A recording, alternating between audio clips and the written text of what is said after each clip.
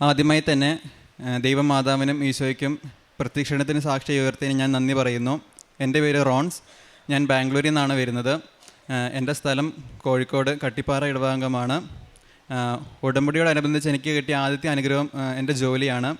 ഞാൻ എൻ്റെ degree complete ചെയ്തത് ബാംഗ്ലൂരിൽ നിന്നാണ്. അവിടുത്തെ ക്രിസ്തു ജയന്തി കോളേജ്, അവിടെ നിന്നാണ് ഞാൻ ഡിഗ്രി കംപ്ലീറ്റ് ചെയ്തത്. ഞാൻ ആദ്യമായി ഉടമ്പടി എടുത്തത് 2024 ഓഗസ്റ്റിലാണ്. സോ ഡിഗ്രി ഞാൻ അവിടെ നിന്നാണ് കംപ്ലീറ്റ് ചെയ്തത്. അപ്പം തേർഡ് ഇയർ ആയപ്പോൾ, ഞങ്ങളുടെ ഫൈനൽ ഇയർ ആണ്. അപ്പം തേർഡ് ഇയർ ആയപ്പം ഞങ്ങളുടെ വാട്സപ്പ് ഗ്രൂപ്പിലൂടെ തന്നെ പ്ലേസ്മെൻറ്റിനുള്ള രജിസ്ട്രേഷൻ്റെ ലിങ്ക് ഞങ്ങളുടെ സാറ് ഷെയർ ചെയ്യുകയുണ്ടായി. അപ്പം ഞാൻ ബികോമിൻ്റെ കൂടെ ACCAയും കൂടി ഞാൻ ചെയ്യുന്നുണ്ടായിരുന്നു. അപ്പം ഞാൻ ആദ്യം വിചാരിച്ചത് ഡിഗ്രി കഴിയട്ടെ, ജോലി ഇപ്പോൾ വേണ്ട, ACCAയും കൂടി കംപ്ലീറ്റ് ചെയ്തിട്ട് ജോലിക്ക് നോക്കാം എന്നാണ് ഞാൻ ആദ്യം വിചാരിച്ചത്. പക്ഷേ എന്തായാലും എൻ്റെ ഫ്രണ്ട്സൊക്കെ അതിന് രജിസ്റ്റർ ചെയ്തതുകൊണ്ട് ഞാനും അത് ചുമ്മാ രജിസ്റ്റർ ചെയ്തിട്ടു. എന്നിട്ട് രജിസ്റ്റർ ചെയ്തതിൻ്റെ പിറ്റേ ദിവസം ഞാൻ എൻ്റെ സാറിനെ പോയി കണ്ടു, അതൊന്ന് കൺഫേം ചെയ്യാൻ വേണ്ടിയിട്ട്. അപ്പോൾ സാറ് പറഞ്ഞു, റോൺസ് ഫില്ല് ചെയ്ത ഡെഡ് ലൈൻ കഴിഞ്ഞു, 2 മിനിറ്റ് ലേറ്റ് ആയിട്ടാണ് അത് ഫില്ല് ചെയ്തത്, സോ ഇതിന് എലിജിബിൾ അല്ല എന്ന് പറഞ്ഞു. അപ്പം എനിക്ക് വലിയ കുഴപ്പമൊന്നും തോന്നിയില്ല, കാരണം ജോലി അപ്പം എൻ്റെ കൺസേൺ അല്ലായിരുന്നു. ഞാൻ പിന്നെ എപ്പോഴെങ്കിലും ജോലി ചെയ്യാമെന്നായിരുന്നു ഞാൻ വിചാരിച്ചുകൊണ്ടിരുന്നത്. പിന്നെ ഡിഗ്രി കഴിഞ്ഞു, ഞാൻ വീട്ടിലേക്ക് തിരിച്ചെത്തി. അപ്പോൾ ACCA ഞാൻ പഠിക്കുന്നുണ്ട്. അപ്പോൾ ഈ മാർക്കറ്റിനെ പറ്റി സ്റ്റഡി ചെയ്തപ്പോഴാണ് എനിക്ക് മനസ്സിലായത്, ഈ ACCAൻ്റെ കൂടെ ജോലി ചെയ്തുകൊണ്ടും ACCA പഠിക്കാം, കുറച്ച് എഫേർട്ട് ഇട്ടാൽ മതി, കുറച്ചുകൂടെ സമയം മാറ്റി വെച്ചാൽ മതി, ജോലിൻ്റെ കൂടെ തന്നെ ACCA കംപ്ലീറ്റ് ചെയ്യാം. അപ്പം എന്താ പറയുക, ACCA കംപ്ലീറ്റ് ചെയ്യുമ്പോഴത്തേക്കും ഒരു 2-3 കൊല്ലത്തെ എക്സ്പീരിയൻസ് ആവും. അപ്പം അത് കുറച്ചുകൂടെ നല്ലതാണ്, ഒരു ജോബ് മാർക്കറ്റിലേക്ക് ഇറങ്ങുമ്പോൾ ഒരു അപ്പർ ഹാൻഡ് കിട്ടാൻ അത് കുറച്ചുകൂടെ നല്ലതാണെന്ന് എനിക്ക് മനസ്സിലായി. പക്ഷേ എന്താ പറയുക, ഞാൻ എൻ്റെ പ്ലേസ്മെൻറ്റ്സിൽ ഞാൻ രജിസ്റ്റേർഡ് അല്ലായിരുന്നു. സാറ് പറഞ്ഞത് ഞാൻ അപ്പോഴാണ് ഓർത്തത്. അപ്പം ഞാൻ എൻ്റെ ഫ്രണ്ട്സിനോട് ഇങ്ങനെ ചോദിച്ചു, എന്തെങ്കിലും ഓപ്പണിംഗ് ഉണ്ടെങ്കിൽ എന്നോട് ഇങ്ങനെ പറയണം, ഞാൻ ജോലി നോക്കുന്നുണ്ട് എന്നൊക്കെ ഫ്രണ്ട്സിനോട് ഇങ്ങനെ പറഞ്ഞു. അപ്പോൾ അവരെനിക്ക് ആ ഗ്രൂപ്പിൽ വന്ന ഒരു മെസ്സേജ് എനിക്ക് ഫോർവേഡ് ചെയ്തു. അതൊരു ഓസ്ട്രേലിയൻ ബാങ്കിൻ്റെ ഓപ്പണിംഗ് ആണ്. അപ്പോൾ അതെനിക്ക് ഫോർവേഡ് ചെയ്തു. അപ്പോൾ അതിൻ്റെ ബെനിഫിറ്റ്സ്, എൻ്റെ പാക്കേജൊക്കെ കണ്ടപ്പോൾ എനിക്ക് നല്ലതാണെന്ന് തോന്നി. അപ്പം ഞാൻ ചുമ്മാ അതിനൊന്ന് കൊടുത്തിട്ടു. ആ സമയത്ത് ഞാൻ ഉടമ്പടി എടുത്തിട്ടില്ലായിരുന്നു. എൻ്റെ അച്ഛനും ഉടമ്പടി എടുത്തിട്ടുണ്ട്, പക്ഷെ ഞാൻ എടുത്തിട്ടില്ലായിരുന്നു. അന്ന് എനിക്ക് കൃപാസന മാതാവിൽ അത്ര വലിയ വിശ്വാസമില്ലായിരുന്നു. കാരണം ഞാൻ ചോദിച്ചുകൊണ്ടിരുന്നത്, എല്ലാ പള്ളിയിലും മാതാവുണ്ട്, എല്ലായിടത്തും മാതാവിൻ്റെ രൂപങ്ങളുണ്ട്, ഏതെങ്കിലും പള്ളിയിൽ പോയി പ്രാർത്ഥിച്ചാൽ പോരെ, ഏതെങ്കിലും മാതാവിനോട് പ്രാർത്ഥിച്ചാൽ പോരെ എന്നായിരുന്നു ഞാൻ ആദ്യം വിചാരിച്ചുകൊണ്ടിരുന്നത്. അപ്പം അവരാണ് പറഞ്ഞത്, അവരെനിക്ക് ഉടമ്പടിയെപ്പറ്റി ആദ്യം പറഞ്ഞു തന്നു, പക്ഷെ ഞാനത് അത്ര മൈൻഡാക്കിയില്ല.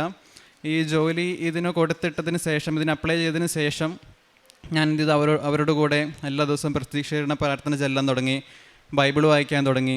അങ്ങനെ അവർ ചെയ്തതെല്ലാം ഞാൻ ഫോളോ ചെയ്യാൻ തുടങ്ങി.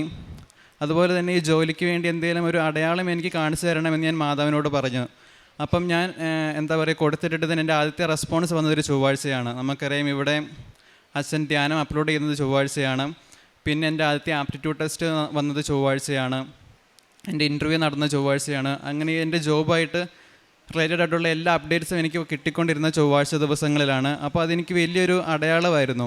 അപ്പം ഞാൻ കുറച്ചുകൂടെ കൃപാസന മാതാവിനോട് പ്രാർത്ഥിക്കാൻ തുടങ്ങി. അപ്പം എനിക്ക് ആ ജോലി കിട്ടി. എന്താ പറയുക, എൻ്റെ ഫ്രണ്ട്സ്, എന്നെക്കാട്ടും നല്ല മാർക്കുള്ള, എന്നെക്കാട്ടും നല്ല ലാംഗ്വേജ് ഉള്ള എൻ്റെ കുറേ ഫ്രണ്ട്സ് ഉണ്ട്. പക്ഷേ അവർക്കൊന്നും എൻ്റെ അത്രയും ഈ ഒരു പാക്കേജിലോ ഞാൻ ചെയ്യുന്ന അത്രയും എൻ്റെ ഒരു വർക്ക് ലൈഫ് കൾച്ചർ എന്ന് പറയുന്നത് കുറച്ചുകൂടെ ഭയങ്കര ഈസിയാണ്, കൺവീനിയൻ്റ് ആണ്.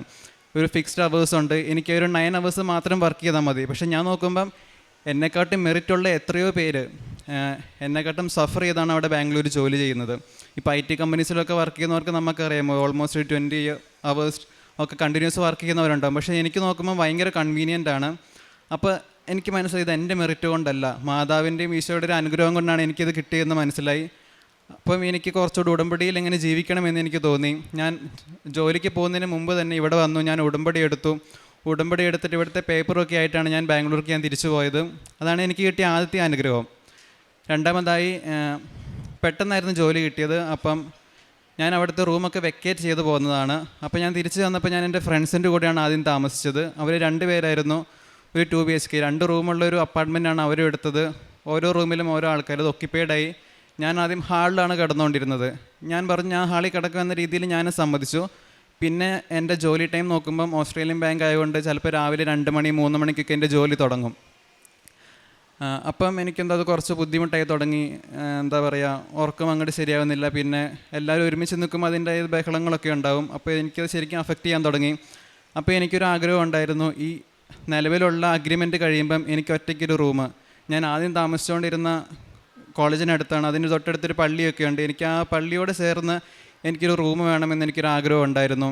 ഞാൻ ഒരു ഡേറ്റ് ഇട്ടു, ഓഗസ്റ്റ് 15 മാതാവിൻ്റെ സ്വർഗ്ഗാരോഹണ തിരുനാളിന് മുമ്പായിട്ട് എനിക്കൊരു റൂം വേണം, ഇത്രയാണ് എനിക്ക് കൊടുക്കാൻ പറ്റുന്ന മാക്സിമം റെൻറ്റ് എന്നൊക്കെ ഞാനൊരു ഡെയിലി ബ്രെഡ് കൂടുമ്പം അച്ഛനിങ്ങനെ പറയുമായിരുന്നു, ഡോക്യുമെൻ്റ് സമർപ്പിച്ച് പ്രാർത്ഥിക്കണമെന്ന് അച്ഛനിങ്ങനെ പറയുമായിരുന്നു. അപ്പോൾ അത് പ്രകാരം ഞാനിങ്ങനെ ഡോക്യുമെൻ്റൊന്നുമില്ല, അഗ്രിമെൻ്റൊന്നുമില്ല. അപ്പോൾ ഞാനൊരു വൈറ്റ് പേപ്പറിൽ ഇങ്ങനെ എൻ്റെ കാര്യങ്ങൾ എഴുതിയിട്ടു. എന്നിട്ട് ഞാൻ മാതാവിൻ്റെ ഉപ്പ് ഞാൻ അതിലിട്ട് ഞാൻ പ്രാർത്ഥിക്കും. ഡെയിലി ബ്രെഡ് ഞാൻ അങ്ങനെയായിരുന്നു കൂടിക്കൊണ്ടിരുന്നത്. അപ്പം ഞാൻ അങ്ങനെ പ്രാർത്ഥിക്കാൻ തുടങ്ങി. ഒരു 2 ദിവസം കഴിഞ്ഞപ്പോൾ, ഒരു ഓഗസ്റ്റ് 10 ആയപ്പോഴത്തേക്കും ഒരു റൂമിൻ്റെ അപ്പാർട്ട്മെൻറ്റിൻ്റെ ഓണർ എന്നെ വിളിച്ചു. ഇങ്ങനൊരു ഒഴിവുണ്ട്, വരാൻ റീലൊക്കേറ്റ് ചെയ്യാൻ താല്പര്യമുണ്ടോ എന്ന് ചോദിച്ചു. അപ്പോൾ അതെനിക്ക് കിട്ടി വലിയൊരു അനുഗ്രഹമായിരുന്നു. ഞാൻ ചോദിച്ച പോലെ തന്നെ പള്ളിയോട് ചേർന്ന് എനിക്കൊരു റൂം മാതാവ് തന്നു.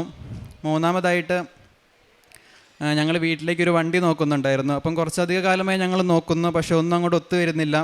ഒരു സെക്കൻഡ് ഹാൻഡ് ആയിരുന്നു ഞങ്ങൾ നോക്കിക്കൊണ്ടിരുന്നത്. അപ്പം ഞങ്ങളൊരു ഏജൻറ്റ് ത്രൂ കോൺടാക്ട് ചെയ്തു. അപ്പം പല പല വണ്ടീസിൻ്റെ ഫോട്ടോസ് അയച്ചു തരും. അപ്പോൾ സെക്കൻഡ് ഹാൻഡ് ആകുമ്പോൾ നമുക്കറിയാം അതിൻ്റെ അവർ പറയുന്നത് ജെനുവിൻ ആണോ അല്ലയോ എന്ന് നമുക്കറിയില്ല.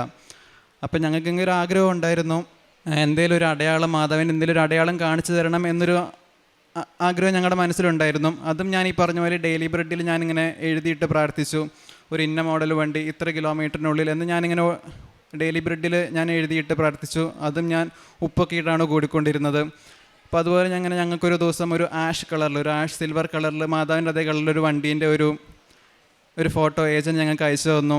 അപ്പം ഞങ്ങൾ അതുമായിട്ട് മുമ്പോട്ട് പോയി. ആ വണ്ടി മാതാവ് ഞങ്ങൾക്ക് നൽകി അനുഗ്രഹിച്ചു. പിന്നെ വർക്ക് ഫ്രം ഹോമിൻ്റെ കാര്യം ഞാൻ ചോദിച്ചായിരുന്നു. ഈ മാതാവിനോട് ഞാൻ ഡെയിലി ബ്രെഡിൽ അത് ഞാൻ എഴുതിയിട്ടു. ഈ നൈറ്റ് ഷിഫ്റ്റൊക്കെ വരുന്നത് കൊണ്ട് എനിക്ക് രാവിലെ 2 മണി 3 മണി, അപ്പം ബാംഗ്ലൂരിൽ നിന്ന് ഓഫീസിലേക്ക് പോകുമ്പം എനിക്ക് നേരത്തെ എണീക്കണം. അങ്ങനെ കുറച്ച് എൻ്റെ ഉറക്കം അങ്ങോട്ട് ശരിയാവുന്നില്ലായിരുന്നു. ഹെൽത്ത് ഇഷ്യൂസൊക്കെ ചെറിയ രീതിയിലുണ്ടായിരുന്നു. അപ്പം ഞാൻ എന്ത് ചെയ്തു, മാധവനോട് ഇങ്ങനെ ചോദിച്ചു, വർക്ക് ഫ്രം ഹോം ആണെങ്കിൽ എനിക്ക് വീട്ടിൽ നിന്ന് വർക്ക് ചെയ്താൽ മതി, ഇത്രയും ബുദ്ധിമുട്ടുണ്ടാവില്ല. അത് ഞാനിങ്ങനെ മാധവനോട് ഇങ്ങനെ ചോദിച്ചു. ഡെയിലി ബ്രെഡിൽ ഞാൻ എഴുതിയിട്ടു, ഉപ്പിട്ട് പ്രാർത്ഥിച്ചു. അത് പ്രകാരം, കാരണം എൻ്റെ ഓഫീസിൽ എൻ്റെ ഡിപ്പാർട്ട്മെൻറ്റ് ഒഴികെ ബാക്കി എല്ലാ ഡിപ്പാർട്ട്മെൻറ്റിനും വർക്ക് ഫ്രം ഹോം ഉണ്ട്. ഞങ്ങളുടെ ഡിപ്പാർട്ട്മെൻറ്റിന് മാത്രമാണ് ഇല്ലാത്തത്. അപ്പം ഞാനത് ഡെയിലി ബ്രെഡിൽ പ്രാർത്ഥിച്ചതിൻ്റെ ഭാഗമായിട്ട് അതും മാതാവ് എനിക്ക് നൽകാൻ അനുഗ്രഹിച്ചു. എനിക്കിപ്പോൾ ഓഫീസിൽ പകുതി ദിവസം പോയാൽ മതി. ഒരു മാസത്തിൽ 20 വർക്കിംഗ് ഡേയ്സ് ഉണ്ടെങ്കിൽ എനിക്ക് 10 ദിവസം മാത്രം അവിടെ നിന്നാൽ മതി. ബാക്കി 10 ദിവസം എനിക്ക് വീട്ടിൽ വരാം. പിന്നെ പ്രേക്ഷിത പ്രവർത്തനമായിട്ട് ഇവിടുന്ന് കിട്ടുന്ന പത്രം, ബാംഗ്ലൂരാണെങ്കിൽ ഞാൻ അവിടുത്തെ പള്ളികളിലൊക്കെ പോയി എനിക്ക് കിട്ടിയ അനുഗ്രഹം പറഞ്ഞ് ഞാൻ അവിടെ കൊടുക്കുമായിരുന്നു. നാട്ടിലാണെങ്കിൽ ഇവിടുത്തെ അങ്ങാടികളിലൊക്കെ പോയിട്ട് ഞാൻ ആൾക്കാരോട് ഇതിനെപ്പറ്റി പറഞ്ഞ് ഞാൻ പേപ്പർ കൊടുത്തുകൊണ്ടിരുന്നു. പിന്നെ കാരുണ്യ പ്രവൃത്തിയായിട്ട് അവിടെ വഴി കാണുന്നവർക്ക് ഞാൻ, വഴിയിൽ സൈഡിലുള്ളവർക്ക് ഞാൻ ഭക്ഷണം മേടിച്ച് കൊടുത്തിട്ടുണ്ട്. പിന്നെ എൻ്റെ സാലറിയിൽ നിന്നൊരു കുറച്ച് തുക ഞാൻ മാറ്റിവെച്ച് പാവപ്പെട്ടവരെ സഹായിക്കാറുണ്ട്. അതുപോലെ തന്നെ എൻ്റെ വീട്ടിൽ വന്നുകൊണ്ടിരുന്ന ചേച്ചി, ആ ചേച്ചി ഞാൻ സാമ്പത്തികമായിട്ട് മാസത്തിൽ നിന്ന് കുറച്ച് ഭാഗം ഞാൻ മാറ്റിവെച്ച് ഞാൻ ആ ചേച്ചിക്ക് കൊടുക്കാറുണ്ട്. പിന്നെ കുടുംബ പ്രാർത്ഥന ഞാൻ കോളേജിൽ പോയപ്പോൾ തൊട്ട് ഞാനത് മുടക്കാറില്ലായിരുന്നു. അപ്പോൾ ഉടമ്പടി എടുത്തതിൻ്റെ ഭാഗമായിട്ട് ഞാൻ അത് ഇതുവരെയും ഞാൻ മുടക്കിയിട്ടില്ല. അതിനോടുകൂടെ തന്നെ ഞാൻ ബൈബിൾ വായന 1/2 മണിക്കൂർ ഞാൻ എല്ലാ ദിവസവും വായിക്കും. പിന്നെ ഒഴിവുള്ള ദിവസങ്ങളിലൊക്കെ ഞാൻ പള്ളിയിൽ പോവും. ഞായറാഴ്ചകളിലാണെങ്കിലും എല്ലാ ദിവസവും ഞാൻ മുടങ്ങാതെ പോവും. ഇപ്പം ഞായറാഴ്ച ഷിഫ്റ്റ് വരികയാണെങ്കിലും ഷിഫ്റ്റ് കഴിഞ്ഞ് വൈകുന്നേരം എവിടെയാണോ കുർബാന ഉള്ളത് അവിടെ വരെ ഞാൻ പോയി കുർബാന കൂടിയിട്ടുണ്ട് ഞായറാഴ്ചകളിൽ. ഇത്രയും അനുഗ്രഹങ്ങൾ നൽകിയ ഈശോയ്ക്കും ദൈവമാതാവിനും നന്ദി പറയുന്നു. പ്രഭാഷകൻ്റെ പുസ്തകം 39-ാം അധ്യായം 32, 33 തിരുവചനങ്ങൾ. ആദ്യം മുതൽ തന്നെ ഇത് എനിക്ക് ബോധ്യപ്പെടുകയാൽ ഞാൻ അതേപ്പറ്റി ചിന്തിച്ച് രേഖപ്പെടുത്തി. കർത്താവിൻ്റെ പ്രവൃത്തികൾ ഉത്തമമാണ്, യഥാസമയം അവിടുന്ന് ആവശ്യങ്ങൾ നിറവേറ്റുന്നു. റോൺസ് എന്ന ഈ മകൻ്റെ പ്രത്യക്ഷീകരണ സാക്ഷ്യമാണ് ഈ മകൻ അൾത്താരയിൽ ഏറ്റുപറഞ്ഞത്. കൃത്യമായും ഇതൊരു എയർലിഫ്റ്റഡ് സാക്ഷ്യമാണ്. പരിശുദ്ധ അമ്മയെ സമീപിക്കുന്നതിന്, ഇവിടെ വന്ന് ഉടമ്പടി എടുക്കുന്നതിന് മുൻപ് തന്നെ ഈ മകൻ്റെ ആസ്തി വളരെ വലുതാണെന്ന് നമുക്ക് മനസ്സിലാക്കാം.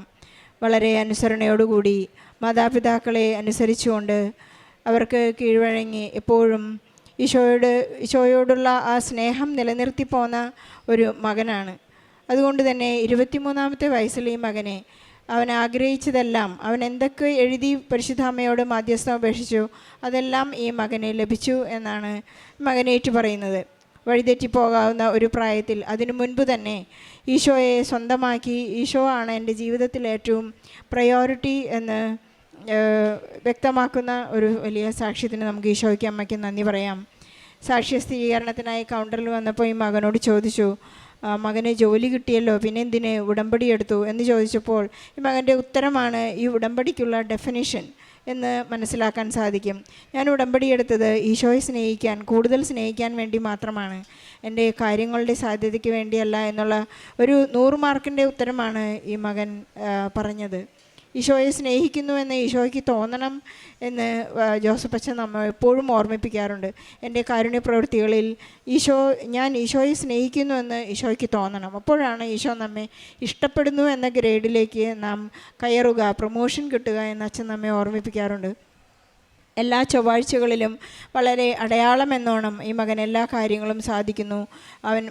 മകന് വളരെ അഡ്ജസ്റ്റ് ചെയ്യാൻ റെഡിയായപ്പോൾ ഒരു ഹോളിലാണ് മകന് ജോലി കിട്ടിയപ്പോൾ താമസിച്ചുകൊണ്ടിരുന്നത്. അപ്പോൾ അവിടെ അറ്റാച്ച്ഡ് ബാത്റൂം ഇല്ലായിരുന്നു.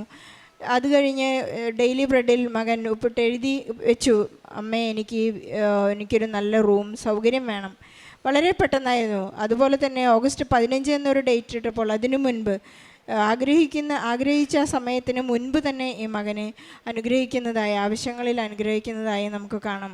അതുപോലെ തന്നെ സാമീപ്യം നൽകി, ഞാൻ തന്നെയാണ് നിനക്കൊരു കാറ് നൽകുന്നത്, എൻ്റെ തന്നെ കളറിലുള്ള ഒരു കാറ് ഞാൻ നിനക്ക് നൽകുന്നു. അങ്ങനെ ഈ മകനെ എപ്പോഴും പരിശുദ്ധ അമ്മ സഞ്ചാരി മാതാവ് കൂടെ നടക്കുന്ന ഒരു നല്ല സാക്ഷ്യത്തിന് നമുക്ക് നന്ദി പറയാം. ഏറ്റവും ആദ്യമായി ഈ മകൻ ആഗ്രഹിച്ചത് എനിക്ക് പള്ളിയോട് ചേർന്ന് വേണം, കാരണം എനിക്ക് ദിവ്യബലി മുടക്കാൻ ആഗ്രഹമില്ല. നമ്മുടെ ജീവിതത്തിൻ്റെ പ്രയോറിറ്റികളാണ് ഈ മകൻ എടുത്തു പറഞ്ഞത്.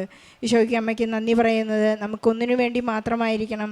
എനിക്ക് നൽകിയ കഷ്ടതകളിൽ, എനിക്ക് നൽകിയ സഹനങ്ങളിൽ, എൻ്റെ പ്രതികൂല സാഹചര്യങ്ങളിലെല്ലാം ഞാൻ ഈശോയ്ക്ക് 1-ാം സ്ഥാനം കൊടുക്കുന്നുവോ, അത് എൻ്റെ വിഷയത്തിന് ഞാൻ 1-ാം സ്ഥാനം കൊടുക്കുന്നു. എപ്പോഴും അച്ഛൻ നമ്മെ ഓർമ്മിപ്പിക്കുന്നത് എൻ്റെ കാരുണ്യ പ്രവൃത്തികൾ, എൻ്റെ പ്രേക്ഷിത പ്രവർത്തനമെല്ലാം ഈശോയോടുള്ള സ്നേഹത്തെക്കുറിച്ചുള്ള ഒരു ഏറ്റുപറച്ചിലാണെന്നും ദൈവമോഹത്വത്തിന് വേണ്ടിയാണ് ഞാനെല്ലാം ചെയ്യുന്നതും എന്ന് ഈശോയ്ക്ക് ബോധ്യപ്പെട്ട് കഴിഞ്ഞാൽ നമുക്ക് 100 മാർക്ക് ആവുകയായി, 100 മാർക്ക് ലഭിക്കും. റോൺസിന് ലഭിച്ച എല്ലാ അനുഗ്രഹങ്ങൾക്കും നന്ദി പറയുന്നതോടൊപ്പം നമ്മുടെ നിയോഗങ്ങളെല്ലാം ചേർത്ത് വെച്ചുകൊണ്ട് ജോലിയില്ലാത്ത എല്ലാ യുവതിവാക്കളെയും മക്കളെയും സാക്ഷ്യത്തോട് ചേർത്ത് വെച്ച് ഈശോയ്ക്കും പരിശുദ്ധ അമ്മയ്ക്കും നല്ല ഒരു കൈയടി നൽകി സാക്ഷ്യം നമുക്ക് സമർപ്പിക്കാം. അത്യപൂർവ ദൈവാനുഭവങ്ങൾ ഇനി നിങ്ങൾക്കും സ്വന്തം. ഈ യൂട്യൂബ് ചാനൽ ഇതുവരെ സബ്സ്ക്രൈബ് ചെയ്തിട്ടില്ലെങ്കിൽ ഇപ്പോൾ തന്നെ സബ്സ്ക്രൈബ് ചെയ്യുക. ഈ വീഡിയോ ഇപ്പോൾ തന്നെ നിങ്ങളുടെ സുഹൃത്തുക്കൾക്ക് ഷെയർ ചെയ്തുകൊണ്ട് കർത്താവിൻ്റെ പ്രേക്ഷിതരാകുക.